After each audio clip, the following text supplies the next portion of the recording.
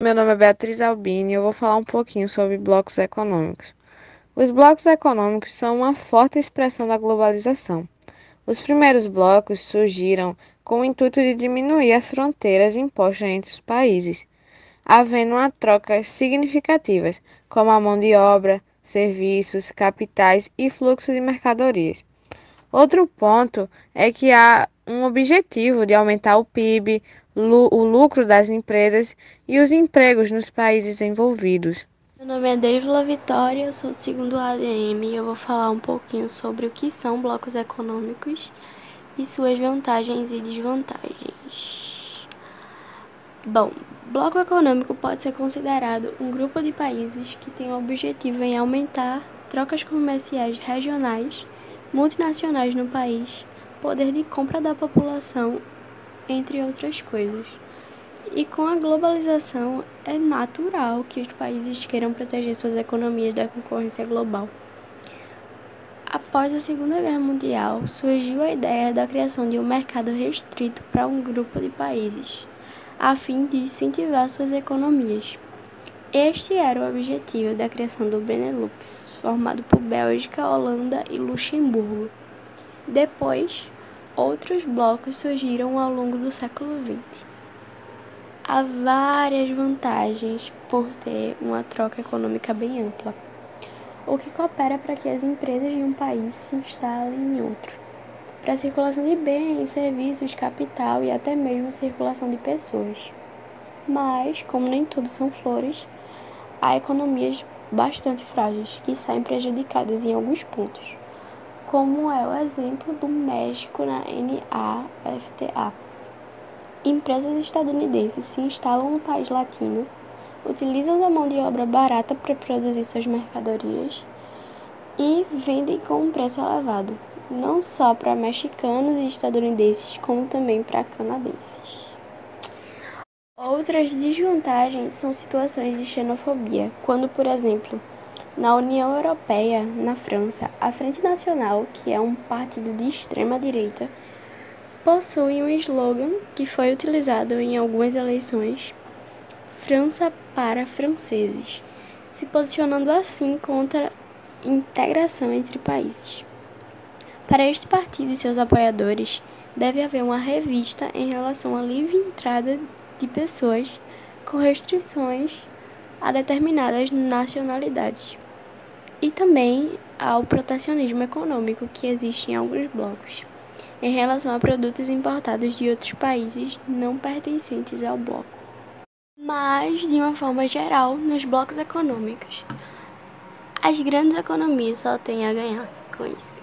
Com a ampliação das relações econômicas, a tendência é que os grandes continuem grandes e até mesmo maiores. Entretanto, os países de economia mais frágeis não têm a mesma sorte. Há uma dependência forte em relação aos países de economia maior e que são mais fortes, como é o caso do México e do Canadá no NAFTA, com relação aos Estados Unidos. Recapitulando, agora vamos ver alguns tipos de blocos econômicos. Primeiramente, nós temos a Zona de Livre Comércio, que consiste em os países se unir para a liberação gradual de mercadorias e capitais, dentro dos limites territoriais do bloco. É uma integração tímida, sabe? Visando apenas aos produtos e aos lucros obtidos nessa produção. Como exemplo, o Acordo Norte-Americano de Livre Comércio, mais conhecido como NAFTA. O segundo tipo, nós temos a União Aduaneira, que trata-se de uma evolução da Zona Livre de Comércio. Além da liberação de mercadorias e produtos, é estabelecida uma tarifa externa comum, mais conhecida como TEC, aos países de fora do bloco. Isso significa o seguinte, que quando um país do bloco negocia com outro país que não pertence ao bloco, haverá uma taxa de importação padronizada, igual para todos. O Mercado Comum do Sul, mais conhecido como Mercosul, é um exemplo de união aduaneira. A seguir, temos o Mercado Comum. Tem como características da zona de livre comércio e o estabelecimento da TEC, e outras para promover uma ampliação das relações entre os envolvidos. Essa ampliação busca padronizar leis trabalhistas, legislações econômicas, além da livre circulação de pessoas. Além disso, empresas nacionais podem expandir seus negócios, instalando-se em qualquer um dos países do bloco que está nesse nível de interação. O próximo tipo é a União Econômica e Monetária. Conforme as relações se intensificam e avançam, o bloco econômico pode chegar ao seu estágio máximo e completo, que é a adoção de uma moeda única e a criação de um banco central do bloco. Esse é o caso da União Europeia, que adotou o euro como a moeda oficial. Dando continuidade ao assunto, agora veremos os principais blocos econômicos. Primeiramente, nós temos a União Europeia, bloco iniciado com a criação da Benelux em 1944. É um bloco econômico que representa a maior integração de nações. Apesar de adotar uma moeda única no bloco, nem todos os países membros utilizam o euro. São cerca de 27 países participantes desse bloco e juntos eles possuem um PIB maior do que o da China, que é a segunda maior potência econômica do mundo. Agora temos o Acordo Norte-Americano de Livre Comércio, mais conhecida como NAFTA. Teve seu início em 1989, com a adesão de dois países da América do Norte, Canadá e Estados Unidos. Logo depois, o México, em 1991. Em 1994, o NAFTA entrou em vigor com a adesão dos três países após 3 anos de negociação. Com uma pequena integração econômica, os três países envolvidos possuem trocas econômicas significativas. Com amplo mercado consumidor, tais trocas possibilitaram uma modernização industrial, além de impulsionar os investimentos e fluxos de comércio nos três países. Agora, a seguir, temos o Mercosul, que também é conhecido como Mercado Comum do Sul. Criado no início da década de 1990, o Mercosul corresponde ao maior PIB da América Latina, com 10 países envolvidos, havendo desde trocas comerciais à livre circulação de pessoas. O Mercosul corresponde à quinta maior economia do mundo. Além disso, esse bloco é um espaço privilegiado para investimentos, associações empresariais, turismo, comércio, entre outros cenários econômicos. A seguir, temos a Associação das Nações do Sudeste Asiático, conhecido como ASEAN. Esse bloco foi criado em 1967, na Tailândia, com o objetivo de desenvolver países que estão no sudeste da Ásia, como Indonésia, Singapura, Malásia e outros. Trata-se de um bloco tímido, que se encaixa em uma união aduaneira, como vimos. Aí a seguir temos a Ásia, com 21 países participantes. Esse bloco inclui as nações banhadas pelo Oceano Pacífico, como Estados Unidos, Japão, China, Peru, Hong Kong e outros. Inicialmente, quando foi criado em 1989, era apenas um fórum para decisões econômicas entre as nações. Com o tempo, houve a tentativa de implantar uma zona de livre comércio, mas as disparidades eram intensas. Haja vista as disputas comerciais entre as três maiores economias do globo presentes nesse bloco, que são os Estados Unidos, a China e o Japão. Me chamo Stephanie e irei falar agora sobre o Bloco União Europeia. A União Europeia atualmente é composta por 28 países. É uma das principais forças políticas e econômicas do período após a Guerra Fria. A União Europeia é o maior bloco econômico do mundo, conhecida pela livre circulação de bens, pessoas e mercadorias e pela adoção de uma moeda única, o euro. Ela tem como objetivo promover a paz, os seus valores, o bem-estar dos seus cidadãos, garantir a liberdade, a segurança, a justiça e sem fronteiras internas. Tem como característica da UE A livre circulação das pessoas pelo Estado-membros pertencente ao espaço Schengen, livre de circulações de mercadorias entre os Estados-membros, integração política, adoção de uma moeda única, o euro. Meu nome é Joane Vitória e eu irei falar sobre as principais instituições da União Europeia. São as seguintes: o Parlamento Europeu é o órgão legislativo do bloco. O Conselho da União Europeia. Ele é composto pelos ministros dos governos de cada país da Europa e tem como objetivo discutir, alterar e aprovar legislações e coordenar políticas. A Comissão Europeia é o órgão executivo da União Europeia e independente dos demais países. Propõe novas leis e executa as decisões do Parlamento e Conselho. O Banco Central Europeu é o banco central do bloco e assim é responsável pela política monetária do euro.